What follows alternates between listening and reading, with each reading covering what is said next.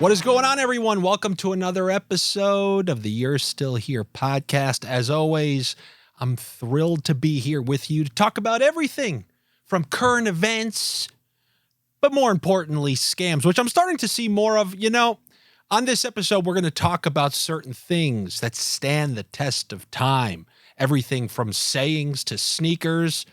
But I got to say, I don't want to say I'm one of those people. You ever know any of those people who are like, oh, no, I came up with the term so-and-so. Meanwhile, everybody's been saying something like that. Like, I have an uncle who claims he was the originator of so many terms.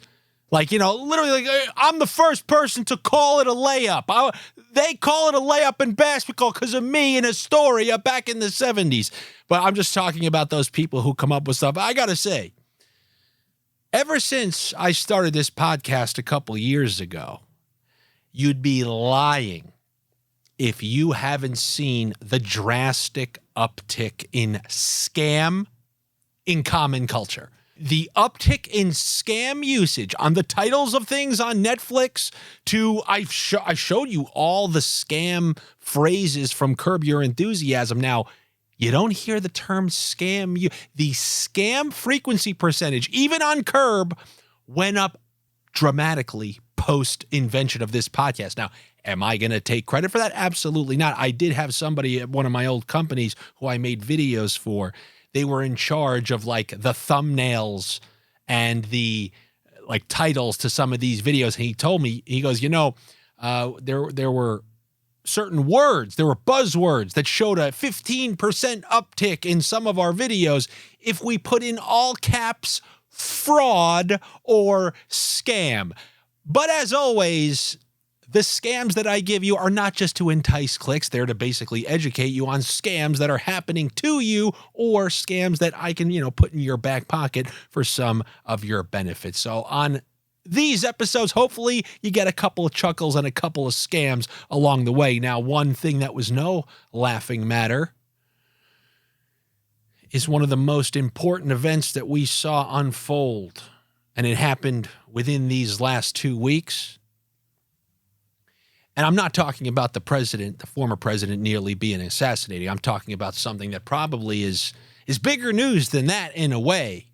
And about a year ago on this podcast, I talked about a proclamation. I said, I will not rest until my journey, like how my religious analogies, but the journey back to Mecca, well, I was going to have a journey back to my mountain, which was the aggro crag. And after literally a 10-year search, I would say there's an over 75% chance I have located and will secure a piece of the aggro crag.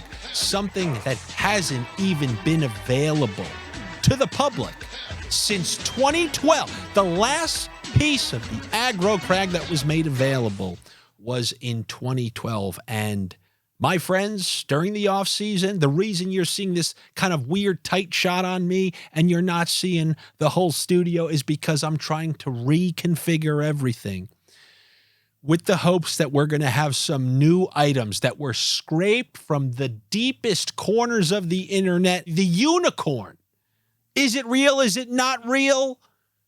A piece of the aggro crag is 70 to 85% secured, barring screw job. Barring screw job, this year, the aggro crag, which I set out to secure, despite the fact of not being seen in public, available to people since 2012. We're looking at 12 years since a crag was available. And I put that's what I told you guys. I lived in California. I rubbed some crystals. I put the energy out there, and now I'm going to be rubbing the crag. It's a huge day for the crystal rubbers out there because it looks like you guys are going to be able to enjoy a piece of the crag that I'm going to have here.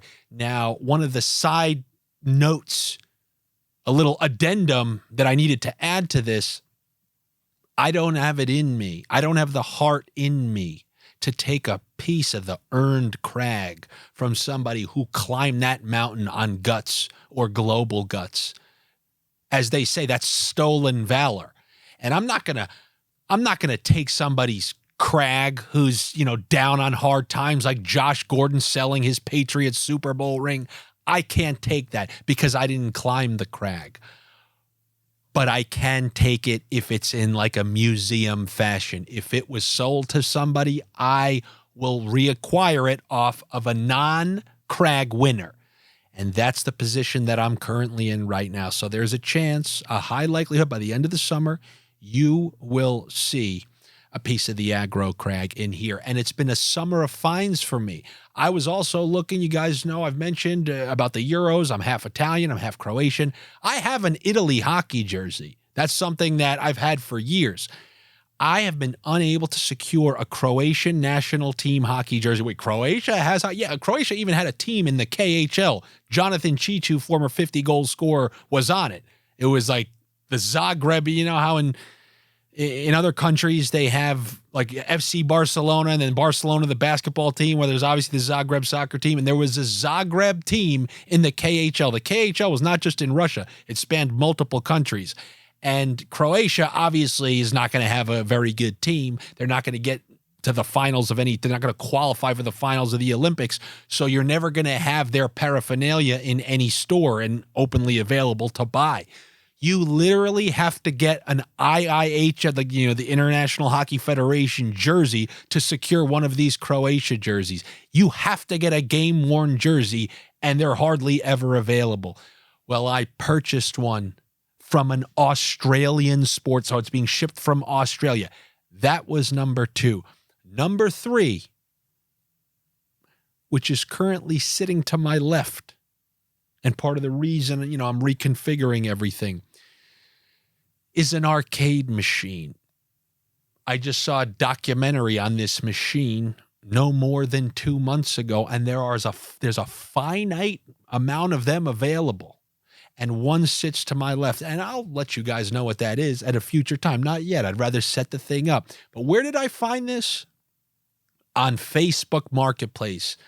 A truly mysterious world where you can come across all sorts of things. Oh, sure, you can get things from your childhood, like an arcade game. But it doesn't just end there. You'll see things. I saw, literally the front of a burger. The full front of a Burger King was available. Some guy just put his restaurant on there. You walk into his restaurant, if you purchased it on Facebook Marketplace, it's your restaurant. Anything and everything is on there. I'm sure things like this Power Glove and this microphone, everything's on there because it's just some guy, regular people. They don't want to create eBay accounts. They just want to say, all right, here I am. You can come get it. And that's going to be the end of it.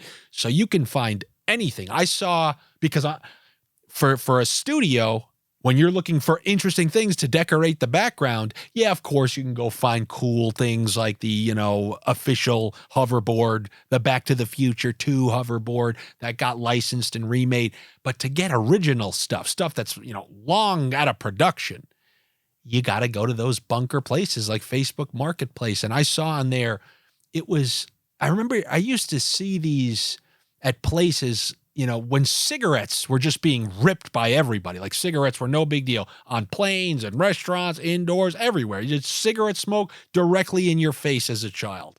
I would see these light up Marlboro signs randomly outside of places, like just as a, promotional thing. Like we have Marlboro here, there'd be a Marlboro light up sign. I saw one of those on Facebook Marketplace, and that actually reminded me of something I completely forgot about. It re-entered my mind when I saw that light up Marlboro sign on Facebook Marketplace. Do you guys know, you can go look this up, there was something called Marlboro Miles, and these miles, they basically were like Dave and Buster's tickets, where you would accumulate points and tickets from purchasing a pack of cigarettes. And what you do, that's a little side piece, you would tear that off. And that's like, I have 5 Marlboro miles. And then you would save up your miles, and there would be a Marlboro magazine. And each of the items in the magazine, that would indicate what you can buy based on the amount of miles you had. So basically what I'm trying to tell you is there were gifts that required an absurd amount of Marlboro miles. Like, you know how you see that PlayStation 5 in Dave and Buster's, but even if you won every single game in the whole place, you would never earn it. It's just an unwinnable item that's put there. They would have stuff like that. You know, it was a catch-22 for them because they know, well, as soon as somebody accumulates enough, they're dead of lung cancer. Think about this. There was a rewards program that incentivized lung cancer. The quicker you get to lung cancer, the quicker you can get this random red Marlboro jacket, which was a pretty sick jacket, I'll tell you right now. They actually had a variety of them. But there was a thing called Marlboro Miles. Imagine that. Imagine that. Incentivizing cigarette smokers to let them rip. And now if you go to other countries, you can go see what they put on cigarette boxes now trying to dissuade people from smoking. But it wasn't just the Marlboro sign and the arcade game, which I'm thrilled to have right here.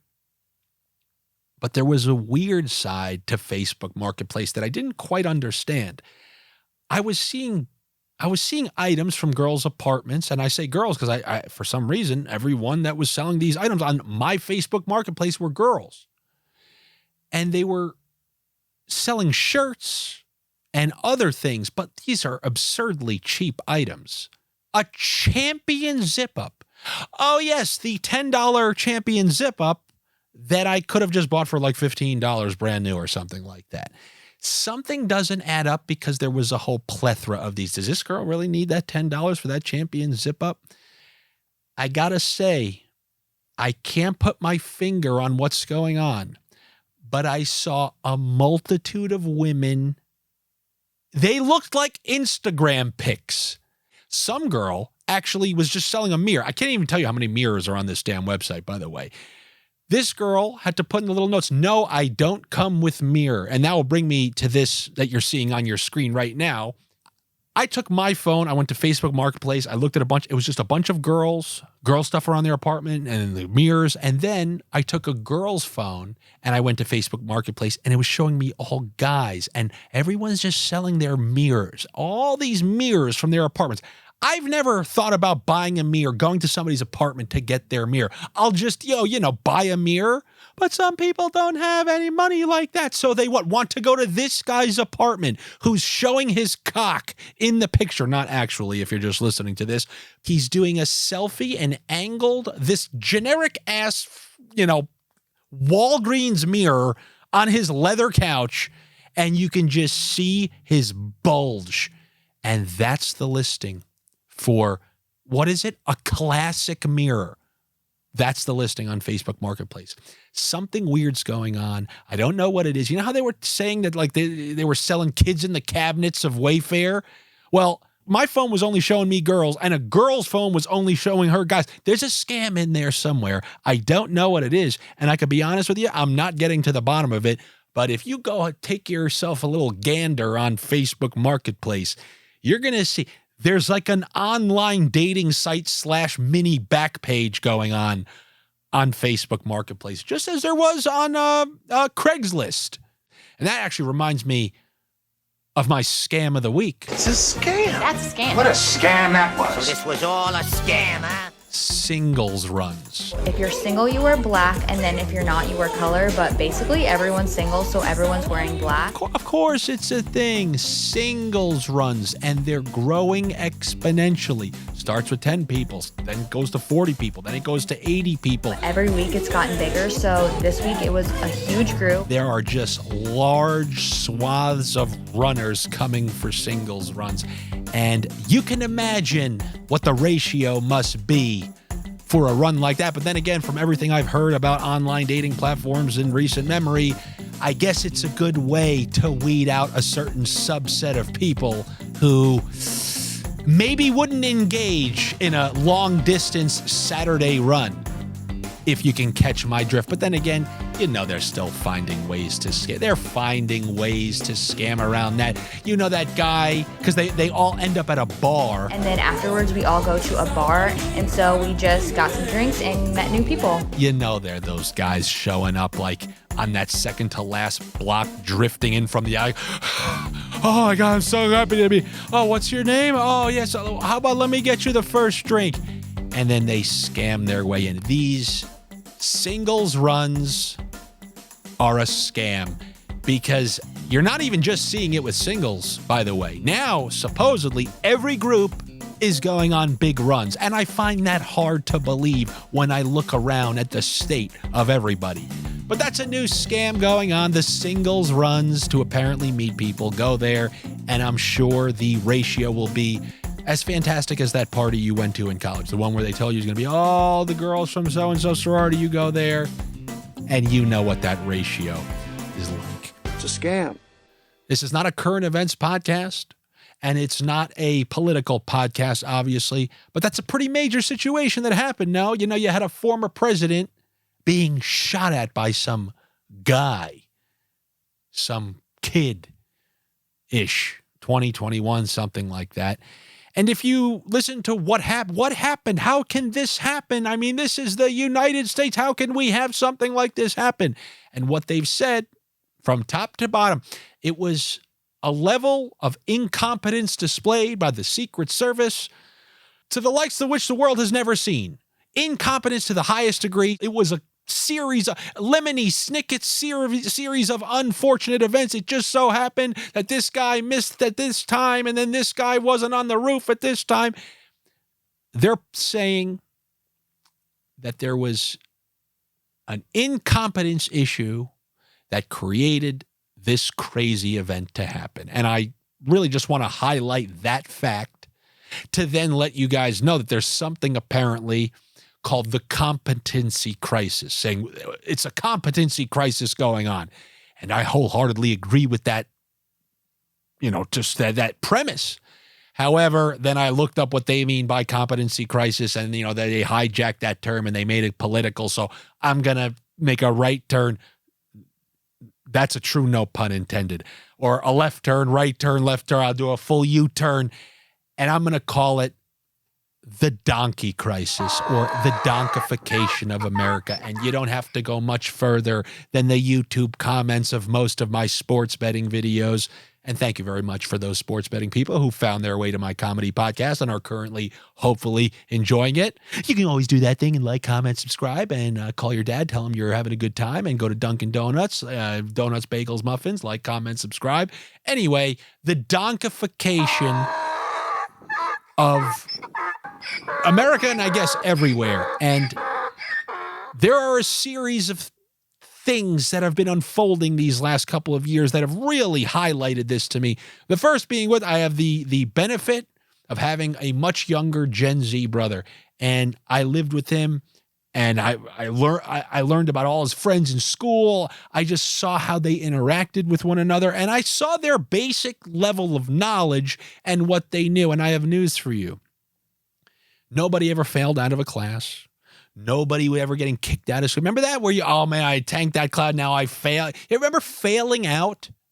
Yeah, that's just not a thing anymore, and it makes sense. The colleges just want to suck up as much money as they can, so failing out means not as much money coming from those students. So you have donkeys, and I'm not saying everyone, but a whole lot of people like you never used to see are graduating, who are just complete idiots. They don't know a damn thing. Then when you couple that with friends I have in almost every industry, and I implore you to talk to some of your own friends who are in their own industries. But I'm talking about teachers. I've had some of my friends who are teachers say to me, like, what, you think my coworkers are like the teachers we had growing up? These teachers are one bad day from like an unbelievable nervous breakdown to the point where they just like don't show up to work. They are mentally unstable. And people in corporate America, massive mistakes happening everywhere and anywhere. You see that story where some guy like looked out the window on his plane and he saw half the bolts missing, and he's, excuse me, I think all the bolts aren't on that wing right there. And they looked out the window, they go, oh yeah, the guy's right. And they had to cancel the flight. You see hack after hack going on. You got AT&T, massive data breaches. You wonder why you're getting those random calls from a random number? Because your info has been stolen on God knows how many websites in these last couple of days. Oh yeah, they just got your passcode, social security numbers, email, mailing addresses, phone numbers, birth dates, you name it, they got it. Why? The donkification. Everybody, security, they're not clicking the right button. Programmers aren't clicking the right button on Microsoft. Did you see what happened last week? Half the world went down. Half the screens went blue with the Microsoft death message. They're like, what was the root cause? Donkeys. That was the root cause of the Microsoft issue. The sphere in Las Vegas. Now, I don't know if that was artificially generated, but I wouldn't be surprised because everybody was given the quote-unquote blue screen of death. Delta flights, I believe, still haven't recovered. I've seen people on Twitter. There are swaths of people, thousands of people. I saw baggage rolling over each other, just piles of baggage coming out. This is the donkification that's going on. Everybody is a donkey, and you're starting to see it everywhere. You're starting to see it in all facets of life. I asked my friend, how can I just bet against a full generation? Like, I do the sports betting videos. How can I take money, and I don't mean to offend you, Gen Z, how can I just truly bet against them? Like on roulette, there's Gen Z, Gen X. I just want to take a stack of money and put it on Gen Z making a massive mistake and taking something huge down. And if I could do that, I absolutely would do that. And once again, it's not, I'm not insulting you, Gen Z people. I'm happy to have you because it's less pressure coming from back behind me.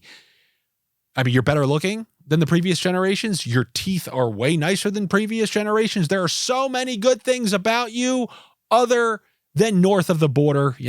We already talked about that article where Gen Z admit, I have no inner monologue, AKA no thoughts.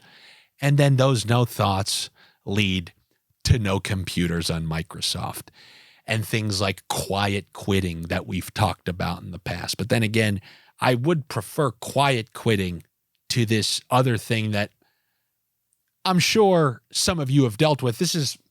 I'm always perplexed. If you've ever worked at a company, you ever get one of those emails when somebody's leaving the company, maybe you marginally knew them or didn't really know them at all. You didn't even remember their name from the one time you met them because you had to do something. And then you read the email and it's like this heartfelt, I just want to let everyone know that every day spent here, if you were on this email chain, you made a huge impact on my life, and I will never forget our interactions.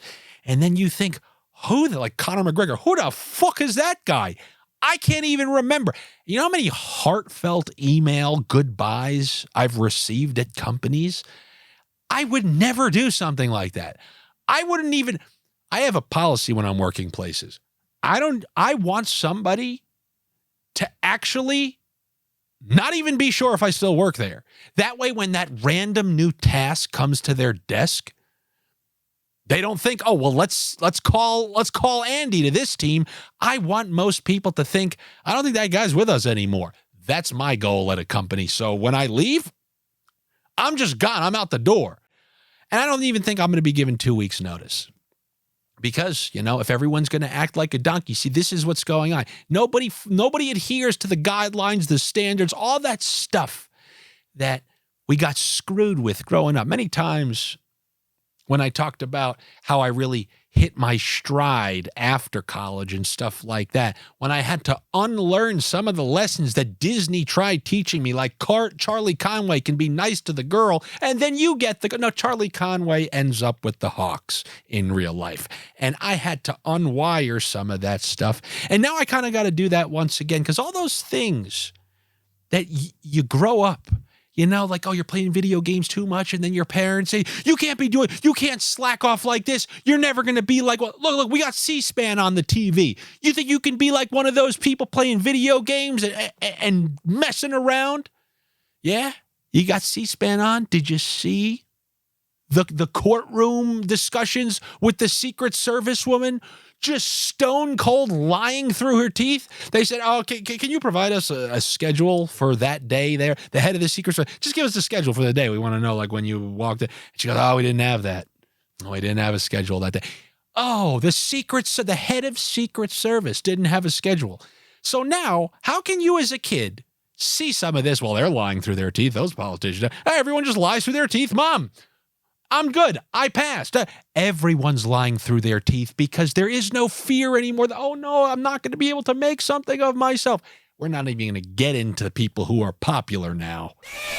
because then I really will sound like an old man. And that's something that I'm trying to avoid, because I'm starting to notice that about myself. You know, you got to be self-aware in all sorts of situations. I've noticed myself, like, obviously, you know, there's something called the Norwood balding chart, where you see how a guy goes bald. He's got the little, you know, toodaloo up in the back, and then these start to recline, and then you slowly turn into George Costanza. But there are like 5 steps to that. But that's actual physical balding. I feel like there's like emotional and internal balding that I'm kind of starting to go through. This is kind of like with my sense of fashion and clothes. You know, I was always somebody, oh, you gotta go out, try to look fresh. And while I definitely think I still try to maintain, like, okay, if I see, yeah, that's a fashionable shirt, I'm going to wear that. So if you saw me out on a Saturday night, you'd say, oh, yeah, you know, that guy's still fresh. That's a nice get up he has, nice shirt. If I see a shirt like that, that I deem good, nice, fresh, I'm just buying that same shirt in all 7 colors. I got one for every single day of the week. Yeah, I got a shirt that looks good on me and seems somewhat trendy. Give me every color of it. That's all I need. I'm good for every single day of the week. And similarly, with shoes, my sneakers, if I find a pair of sneakers I like, guess what happens when they start to get a little messed up? I'm just purchasing the same stuff. I am a repeat purchaser until those sneakers are truly not being produced anymore. You can't get them. And like the last few are on eBay or on Facebook Marketplace, and then you got to show up where that guy's showing his bulge and ask for his last pair of whatever sneakers that is before they are truly out of production and never seen again. But like, that's kind of what I'm doing. The same shirt over and over, like Superman, but different color shirts, and then repeated purchases of the same sneakers. That's where my progress is. But I'm on the scale now. I'm on the internal balding scale with some of the things that I choose to do. You know, I saw somebody on TikTok with one of those videos.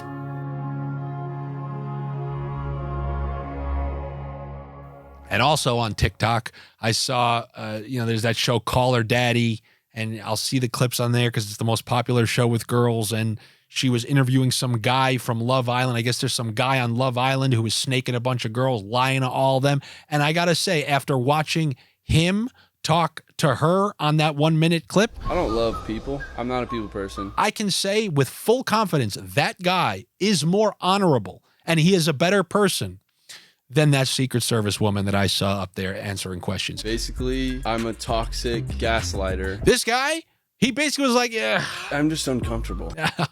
I lied. So you are a liar. Which was infinitely more honorable than what I saw in that courtroom. So yeah, that's the state of where we're at right now. Do you have a timeline at all from any of the day? I have a timeline that does not have specifics. Lover's Island scumbags are somewhat more honorable than official government Secret Service agents and whatnot. That's shocking. You know, maybe you people can help me try to, remain young. Because I do remember when I was in the car with my younger brother and his friends, some of his college friends, and this song came on. There were a couple girls in the car. We were in a truck, and everybody knew the words. You had to see my fake head nod as if I knew the words. I didn't know what it was so much to the point I can't even retell you what it was right now. But I had that head nod, so maybe some of you people can let me know. Let me know in the comments. Who are the top 10 Wow, that's some alliteration, tongue twisting. Who are the top 10 TikTokers that I should know? Who should I know? Who are these quasi-celebrities? Because I have a real hard time believing that these people are in the same echelon as actual celebrities. In the past, I've compared them to game show contestants. Like, yeah, everybody watched Fear Factor in that episode, but after that episode, nobody's gonna remember that guy. You have this Hawk Tuah girl. Oh, you forgot about her because that's how quickly she'll be out of there. It's game show contestants. It's that random episode of Fear Factor, and sometimes you get a crazy one, like that person who tried to punch Rogan in the face, and you'll continue to talk about them. But for the most part, look at these TikTokers and streamers' names. I have a hard time believing that these celebrities have 90s monikers like wrestlers did. Like you have Mr. Perfect in the 90s, and now there's Mr. Beast. So that's it. Oh, and everybody, welcome Brad Pitt to the red carpet, and then Mr. Beast. Keanu Reeves? Remember that movie he was in? No, that's the guy's name, Speed. I have a hard time getting behind these people as like must-watch celebrities and stuff like that when they have these monikers. Who is the best gamer? Was it Ninja? One duo, I don't know what their moniker is, but they're finding their way onto my timelines. And I just want to start off by saying, and yes, I'm going to do that thing where I compliment before I insult, like we all do that with our friends. Like, oh, we all know and love the guy, but I mean, he smells like shit. So this father-son duo, I first want to say, anytime you have a close-knit family and, you have it in you to do things like this, you celebrate being with each other, it's amazing. I applaud you. That is what's most important, first and foremost. Now, here comes the insults. On a social media level, God, I hate this fucking duo. This dad, I know a finagler when I see one. I know a scammer when I see one. There's an 89% chance this dad is a scammer. He's got all the scammer's characteristics. What are the scammer's characteristics? You're fake in shape. We're Costco guys. Of course we work out with the tires. This guy eats all the Peniala vodka under the sun, and then he goes to the gym and pushes a plate and thinks he's big. With the manicured eyebrows. The guy who lives in Florida, he definitely migrated down from the tri-state area, but not in the retirement fashion, in the early fashion. Boom! And the kid, it's unfortunate. I hate him vicariously through his dad. I know that the dad sent those characteristics down to the son, and then when you factor in this corny ass bullshit that they put out there,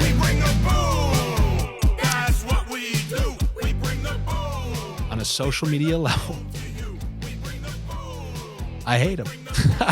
I hate him. I never said I'm a great guy.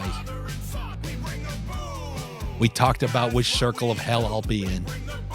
But at least when I'm in that circle of hell, I'll be able to continue shitting on those guys' shitty videos. However, they did give me one thing that was well worth my while. I don't know. There maybe is a viral screenshot from their series of videos. I've only seen that video with that absurdly corny song. I don't know what this is from what video, but that face that you see on your screen is one of the funniest faces I've ever seen on a human being.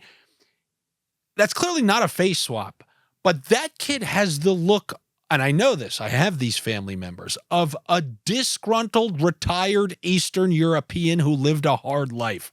How does this child look like this? That is the look of a miserable old man, which also kind of validates there's some scam going on with that original duo. If you could make a kid look like this, what are you doing? Who is this old Benjamin Button reverse kid with that face on a young body? But I did see something on Instagram, or I'm sorry, something on TikTok, an account that I finally found kind of worthy of my time, your time, and it's called Curiosity Geek. It's a great page on TikTok. Now, this page, it's going to give you some other things, but the main, I think its most popular series of videos, they tell you when and where common phrases originated, like things that we still use today, phrases that he was born with a silver spoon in his mouth. Those kind of things. You know how impressive it is that those phrases are still around? I was going to mention this when I was talking about some of the fashion and repurchasing sneakers. Don't you guys find it interesting that Air Maxes just supersede all rules of fashion and time and everything? 70s, 80s, 90s, 2000s, TikTokers, Gen Z, Gen X, their dads, their grandpas, future kids. Those classic Nike Air Maxes still work. Everything. 2005, Air Maxes right there on that shelf. Foot Locker right now. I checked last week. The same Air Maxes are still there and equally as popular.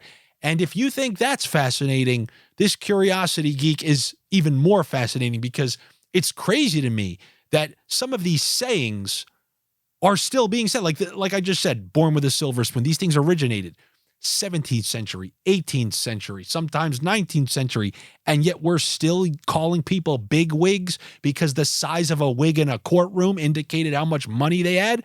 I mean, we can come up with things now. We come up with a couple certain different sayings like, oh yeah, no cap. Oh yeah, see how that's going to hold up. How's Chuggy doing from a few years ago? Not hearing that make the rounds too much anymore. So the fact that so many of these were invented, out of these obscure reasons hundreds of years ago, and we still just use them without even knowing why. It is even more fascinating than this continued Air Max success, despite the fact, go watch Eddie Murphy's stand-up special from the 80s. He's wearing a full red leather suit. Everybody thinks it looks ludicrous because that's what happened. You go look at hairstyles from the 70s, hairstyles from the 80s, 90s. You guys know about all this.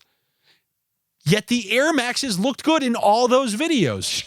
The best part of these videos, by the way, on this website, the Curiosity Geek, and it's something that I really want to get to the bottom of because I would love to use this if I have the ability to. They have an AI interface that narrates those videos, and it's in Christian Bale's voice. But not just standard Christian Bale like doing an interview. It's the Patrick Bateman version of Christian Bale.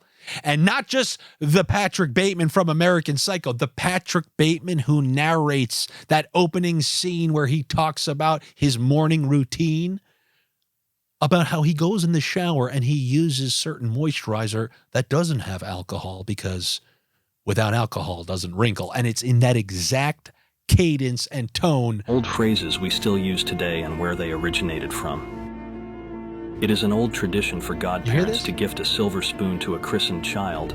However, not everybody was able to afford this luxury gift, but those who could were born with a silver spoon in their mouth. And that gave me an idea, a great idea.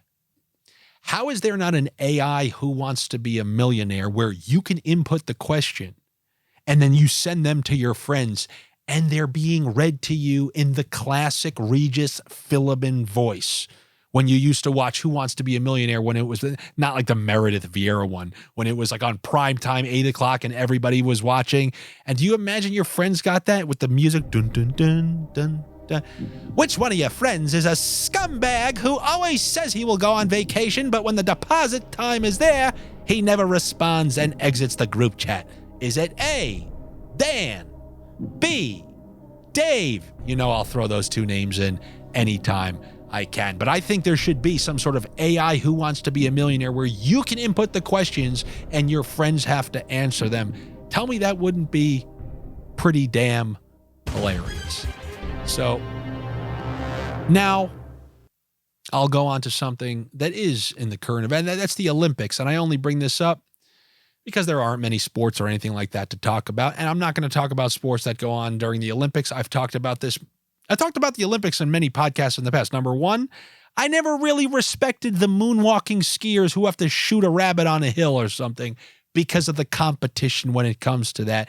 And another reason that I always found the Olympics was a borderline scam was when I learned that it was not going to take place at one point, and the U.S. basically had to pull a Marshall Plan and save the Olympics by pumping money into it, which in turn allowed the U.S. to add sports where they can just rake up gold medals in and inflate our gold medal count. Things like surfing and flag football and all that X Games stuff that we invent here, we dominated here, add to the Olympics, and then just tack those on to our gold medal counts. The Olympics are a scam these days. They really are. They're adding break dancing to the Olympics oh, cool. So it's coming to LA. Let's add break dancing. Let's throw in there. That's another gold medal. Look how we're dominating. And then surfing. That's probably another one that we threw in there to try to snake a gold medal from some Southern Californian. Do you know what's a scam about that? Right now, surfing is a part of the Olympics. The Olympics are in France. Where are they surfing? What are they surfing right there? But, where? Where are they surfing? I don't think they're surfing up in Dunkirk. So where are they surfing? And the answer is in a beach 8,000 miles away. And where's the Olympics taking place? Oh, I don't know, in Tahiti. Yeah, but it's governed by... Don't call this somebody who just pulled into Tahiti cannot say, yeah, I just arrived at the Olympics. No, there are scams all over the place with the Olympics. They're adding flag football, and I basically, not an Olympics guy over here, not an Olympics. The last thing I'm going to end on, it was a tweet that I saw about a hilarious guy, Shane Gillis. He's been hilarious for a really long time. But do you want to know what he hasn't been able to do for a really long time? Pull chicks like the one he's with now. And there is no better gaslighting that they shove up your ass than when somebody, like another hot girl, will tweet out something like this, which says, like, you see, guys, being funny with girls goes a long way. Interesting. The opening act for Shane Gillis' show. Why don't you show me his chick?